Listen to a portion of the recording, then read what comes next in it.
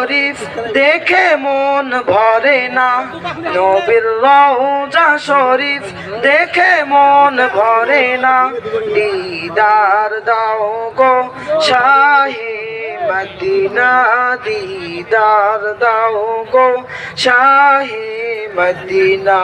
নবীর রওজা শরীফ দেখে মন ভরে না, নবীর রওজা শরীফ দেখে মন ভরে না।